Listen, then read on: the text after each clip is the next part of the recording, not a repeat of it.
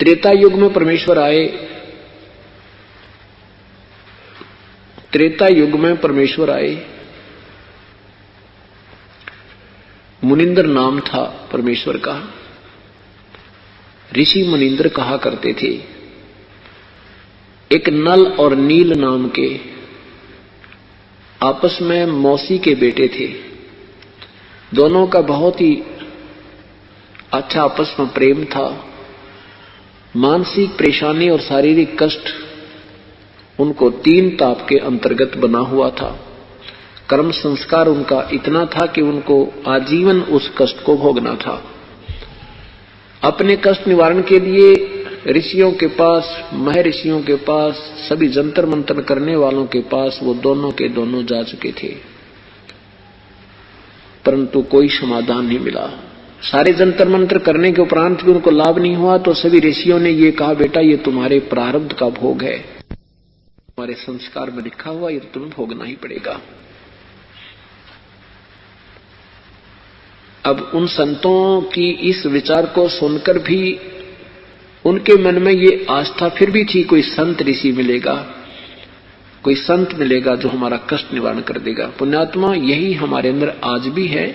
बेशक हमें यह ज्ञान मिलता था कि जैसा कर्म किया प्राणी को भोगना ही पड़ेगा, फिर भी हम उसके अपने दुख के निवारण के लिए कोई झाड़ा लवाने वालों के पास, कित पामिष्टों के पास या किसी जंतर मंत्र करने वाले सियाने और बौड़ों के पास हम घूमते ही रहते थे, क्योंकि हमें पता था कि परमात्मा एक ऐसी शक्ति भी है जो दुखों का अंत कर देती है। तो अब वो भी धारणा आत्मा में पहले से विद्यमान है। तो ऐसे वो फिर भी तलाश कर रहे थे। एक दिन परमेश्वर के चरणों में पहुंचे और दोनों ने प्रणाम किया, चरणों में शीश रखा। प्रभु ने मुनिंद्र रूप में आए पूर्ण ब्रह्म ने दोनों के शीश पर एक एक हाथ रखा। ज्यों ही उन्होंने हाथ रखा, प्रभु ने उन दोनों नल और नील का वो कष्ट छू मंत्र हो गया। ऐसा शरीर हो गया जैसे कष्ट कभी था ही नहीं। दोनों के दोनों ने चरण पकड़ दिए। हे परमात्मा, आप कहाँ छुपे थे? हे ऋषि जी, आप कहाँ थे मेरे मालिक? हम तो 20 वर्ष से इस कष्ट को भोग रहे थे। सभी ऋषियों ने, महर्षियों ने ये कह दिया था कि तुम्हारा ये मृत्यु के साथ ही समाप्त होगा और कोई विकल्प नहीं है। तब परमात्मा बताते हैं, तुम कौन राम का जपते जापम, तात कटे ना तीनों तापम। तुम किन भगवानों की भक्ति करते हो जिससे तुम्हारे 3 ताप भी विनाश नहीं हो सकते? ये तुम्हारा 3 ताप के अंतर्गत के कारण, 3 ताप यानी जैसे पिछले जन्म में तुम्हें कोई गलती की थी, किसी देव ने तुम्हें श्राप दे रखा था, अब तुम्हारे प्रारब्ध में ये लिखा गया था। ये पूर्ण संत के बिना ये समाप्त नहीं हो सकता, पूर्ण परमात्मा के उपासक बिना। अब अपने आप को गुप्त करके परमात्मा वहां कह रहे हैं कि मैं उसी का नुमाइंदा बनकर आया हूं। अब जब दुख दूर हो गया तो कुछ भी कहे वही मानना होगा कि हाँ प्रभु, हाँ प्रभु, बिल्कुल सही मेरे दाता। इस संसार पर कोई संत नहीं है, कोई ऋषि नहीं है, आप पूर्ण ब्रह्म हो, आप सर्वशक्तिमान हो।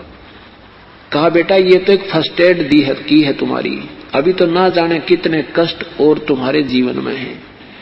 उनके लिए मैं विधि बताऊंगा, ऐसे आप कीजिएगा, आपका इस जीवन में भी आनंद कल्याण होगा और मृत्यु के उपरांत आप सतलोक से ले जाओगे, फिर कभी जन्म मृत्यु नहीं होगी। अब तो कहना ही क्या था, दोनों ने उपदेश ले लिया और कहा, बेटा यहाँ सेवा करना,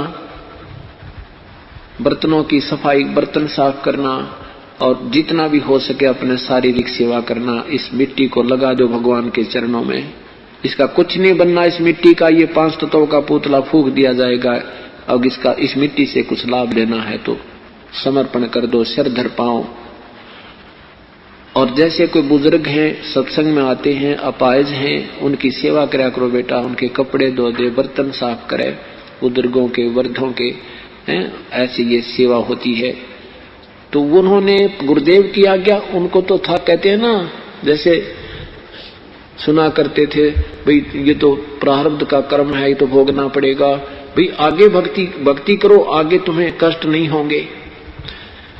तो परमात्मा परमेश्वर हमें ये ज्ञान देते हैं जैसे किसी के पैर में कांटा लगा हो और कांटा निकले नहीं, कोई कहे कांटा तो निकलेगा नहीं, जूता पहन ले आगे कांटे नहीं लगेंगे, तो जूता कांटा लगे पैर में जूता पहना नहीं जा सकता।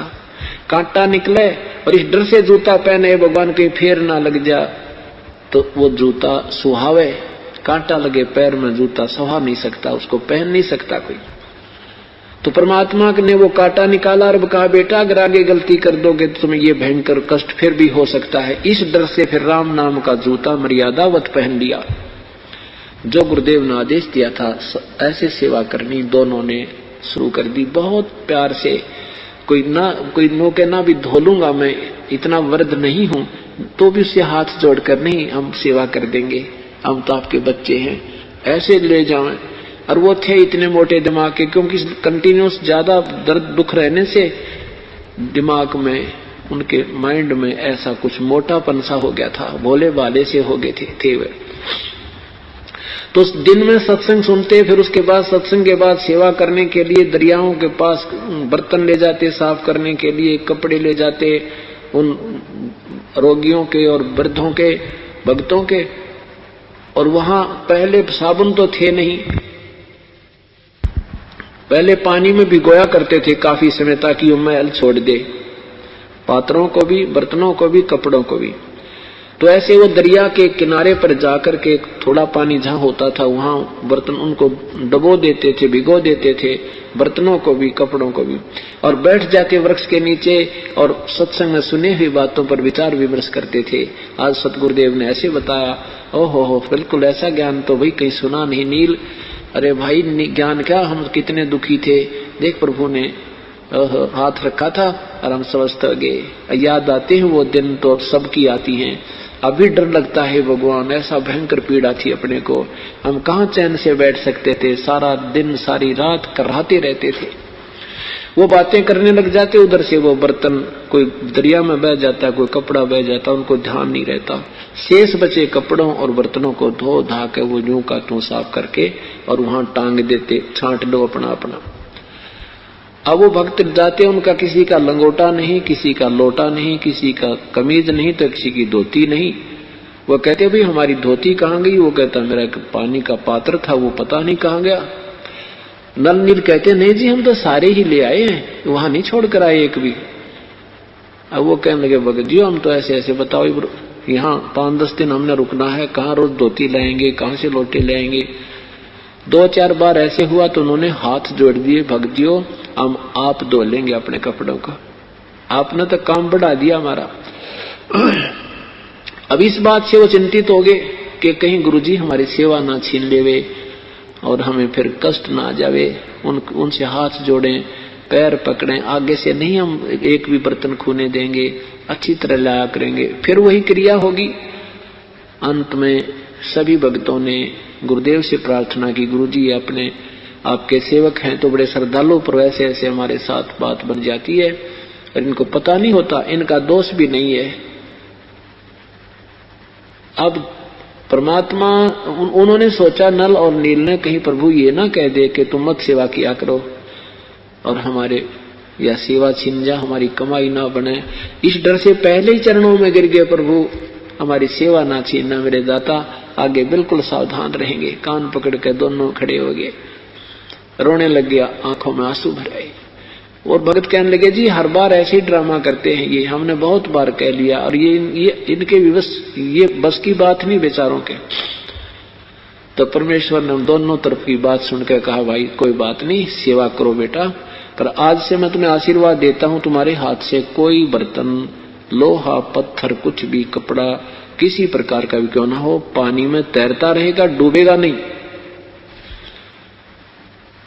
अब वो कपड़े धोने जाते हैं, बर्तन लेकर जाते हैं, पानी का बर्तन भरकर पानी पर रख देते हैं, कांसी के बेले को, पात्र, कांसी का पात्र कभी नहीं ठहर सकता पानी पर, चाहे कितना भरकर रख दो, चाहे खाली भी रख दो, तो वो ऊपर रख देते तो भी ऊपर तैरता रहता।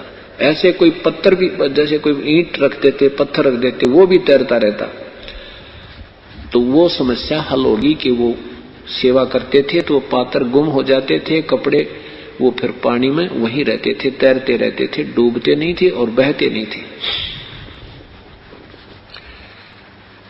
इस प्रकार परमात्मा अपने हंसों के कल्याण करने के लिए समय समय पर आते रहे। यदि परमेश्वर नहीं आते तो यहाँ परमात्मा की आस्था बिल्कुल समाप्त हो जाती। काल तो चाहता है कि भक्तिहीन हो जाए, इनकी अश्रद्धा हो जाए प्रभु में, लेकिन परमात्मा पूर्ण ब्रह्म होने नहीं देता।